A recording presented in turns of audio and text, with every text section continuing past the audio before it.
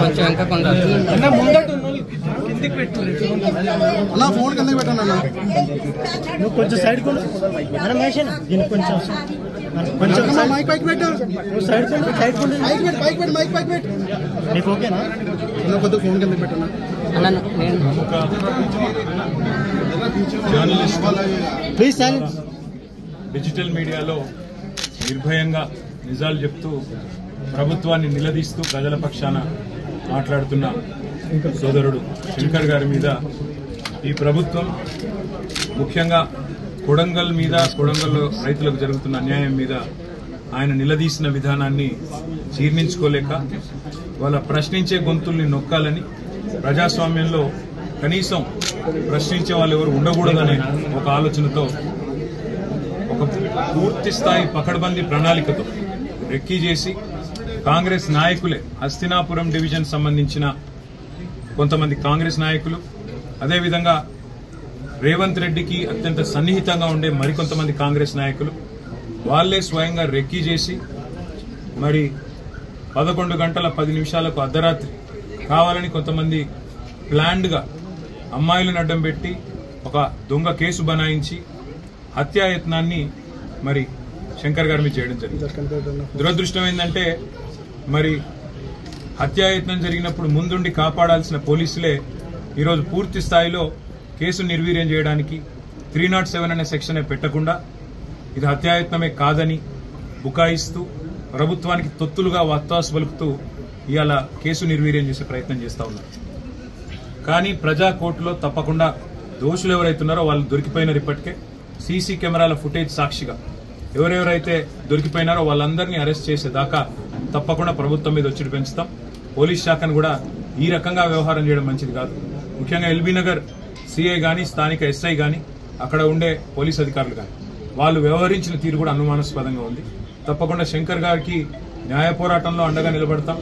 నిజం బయటికి వచ్చేదాకా ఆయన మీద చేసిన హత్యా ప్రయత్నం ఎవరు చేసినారో, సూత్రధారులు ఎవరు, పాత్రధారులు ఎవరు, వాళ్ళందరినీ కూడా న్యాయపరంగా వాళ్ళని శిక్షించేదాకా వదిలిపెట్టాం. ఒక్క శంకర్ను బెదిరిస్తాం, ఆయనను హత్యాయత్నం చేసి ఏదో అడ్డుకుంటాం, నోరు మూపిస్తాం, గొంతు నొక్కుతామంటే 100 మంది శంకర్లు తయారవుతారు. ఎందుకంటే ఇది డిజిటల్ మీడియా ప్రపంచం. ఇప్పుడు మేము కూడా ఇట్లాగే ఆలోచించుంటే, మేము కూడా ప్రభుత్వంలో 10 ఏళ్లు ఉన్నప్పుడు ఇట్లాగే ఆనాడు కేసీఆర్ గారి మీద మరి ఎవరు మాట్లాడినా దాన్ని అణిచివేసే ప్రయత్నం, రాజ్య శక్తిని అడ్డం పెట్టుకుని చేసే ప్రయత్నమే చేస్తుంటే ఇలా చాలా మందికి వాయిస్ కూడా ఉండేది కాదు. కానీ ప్రజాస్వామ్యంలో అన్ని రకాల వాదనలకు అవకాశం ఉండాలి. అన్ని వాదనలు విన్న తర్వాత ప్రజలు తీర్పు ఇవ్వాలి. కాబట్టి ఆనాడు ఏనాడు కూడా మేము ఇట్లాంటి రాజ్యహింసను గాని ఇట్లాంటి భౌతిక దాడులను గాని మేము ప్రోత్సహించలేదు. జరిగితే కూడా వాటిని వెంటనే నివారించే ప్రయత్నం చేసినాం. ఎక్కడైనా తప్పు జరిగితే కూడా దాన్ని తప్పకుండా ఖండించి దాంతో పాటు అక్కడెక్కడన్నా అన్యాయం జరిగితే కూడా అన్యాయం జరిగిన వారి తరఫున మాట్లాడినాం.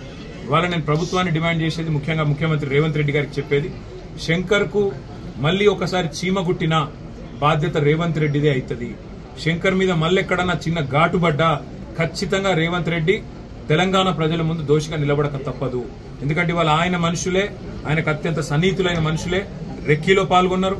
మీరు నిజాలు దాచాలని ప్రయత్నం చేసినా, అక్కడ సీసీ కెమెరాల యాంగిల్స్ మార్చి ఫుటేజ్ దొరకకుండా చేసే ప్రయత్నం చేసినా, మొత్తంగా ఇవాళ చుట్టుపక్కల ఉండే షాపులు, ప్రైవేట్ సీసీ కెమెరాల్లో వ్యవహారం మొత్తం దొరికిపోయింది. పోలీస్ శాఖను కూడా నేను డిమాండ్ చేస్తా ఉన్నా, తెలంగాణ డీజీపీని కూడా నేను డిమాండ్ చేస్తా ఉన్నా. ఈ రకమైన తొత్తులుగా ప్రభుత్వానికి తొత్తులుగా పనిచేయడం కరెక్ట్ కాదు. ప్రజాస్వామ్యంలో ప్రతిపక్షానికి, ప్రభుత్వానికి అందరికి కూడా తమ తమ పాత్రలు నిర్దేశించబడి ఉన్నాయి. అత్యంత పవర్ఫుల్ అస్త్రమైన మీడియాకు కూడా తన పాత్ర తనకున్నది ప్రజాస్వామ్యంలో. అట్లాంటి మీడియాలో పనిచేస్తున్న ఒక జర్నలిస్ట్ సోదరుడికి ఈ రకంగా వారి మీద భౌతిక దాడులు, హత్యాయత్నం జరగడం అనేది తప్పకుండా జర్నలిస్ట్ సంఘాలకు కూడా నేను విజ్ఞప్తి చేస్తా ఉన్నా. ఇదివరకు చాలా మాట్లాడినారు మీరు. ఇదివరకు చాలా ఏదో నియంత పాలన అది ఇదని చెప్పి అన్నాడు మాట్లాడి మాకు గుర్తు. మరి ఇవాళ మీ సాటి జర్నలిస్టు మీద హత్యాయత్నం జరిగితే కూడా ఇంతవరకు ఏ జర్నలిస్ట్ సంఘం కూడా ఇప్పటికి బయటకు వచ్చి ఖండించిన పరిస్థితి లేదు. ఏ జర్నలిస్ట్ అసోసియేషన్ కూడా ఇప్పటిదాకా బయటకు వచ్చి మాట్లాడిన దాఖలాలు లేవు. జర్నలిస్ట్ మిత్రులు కూడా నేను కోరుతా ఉన్నా, ఇవాళ శంకర్ మీద జరిగింది రేపు మీ మీద జరగవచ్చు. మీరు ఒకవేళ ప్రభుత్వాన్ని ప్రశ్నిస్తే మీ గొంతు నొక్కడానికి, మిమ్మల్ని ఇవాళ పూర్తి స్థాయిలో అణిచివేయడానికి జరుగుతున్న ఈ ప్రయత్నంలో మీరు నోరు విప్పకపోతే, మీరు గొంతు పెగిల్చకపోతే రేపు ఈ ప్రమాదం మీకు కూడా వస్తుందనే మాట గుర్తు చేస్తూ రేవంత్ రెడ్డి గారికి మళ్లీ నేను చెప్తా ఉన్నా, శంకర్ కి మళ్ళొక్కసారి ఏం జరిగినా, చీమగుట్టినా, ఘాటుబడ్డా మీదే బాధ్యత అవుతుంది. ముఖ్యంగా రేవంత్ రెడ్డిదే వ్యక్తిగతమైన బాధ్యత అవుతుంది.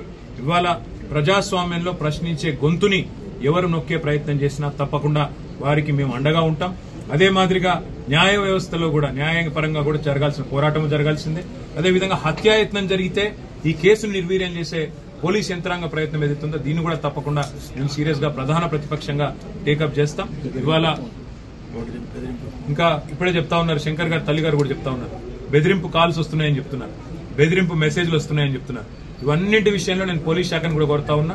మరి ఒక నిర్భీతిగా కొట్లాడుతున్న ఒక జర్నలిస్ట్ కు రక్షణ కల్పించాల్సిన బాధ్యత మీ మీద ఉంది.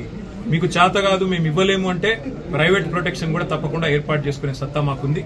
కానీ ఈ రకంగా మీరు ప్రభుత్వానికి తొత్తులుగా మారి పూర్తి స్థాయిలో ప్రభుత్వానికి వాళ్ళ అడుగులకు మడుగులొత్తే విధంగా వ్యవహారం చేయడం మాత్రం పోలీసులకు మంచిది కాదనే మాట కూడా చెబుతూ, న్యాయ పోరాటము తప్పదు, ప్రజాకోర్టులో కూడా పోరాటం తప్పదు. కానీ ఏది జరిగినా శంకర్ కు ఆ కుటుంబానికి తప్పకుండా రేవంత్ రెడ్డి వ్యక్తిగతంగా బాధ్యత వహించాల్సిన పరిస్థితి వస్తుందనే మాట మరొకసారి ముఖ్యమంత్రికి చెప్తూ, ఇలాంటి పిచ్చి పిచ్చి పనులు మానుకోవాలని చెప్పి కూడా వారికి హెచ్చరిస్తూ, మళ్ళీ ఒకసారి సంఘీభావం చెప్పిన జర్నలిస్టులకు ధన్యవాదాలు. చెప్పని వాళ్ళు దయచేసి గొంతు విప్పాలని చెప్పి కూడా నేను కోరుతాను.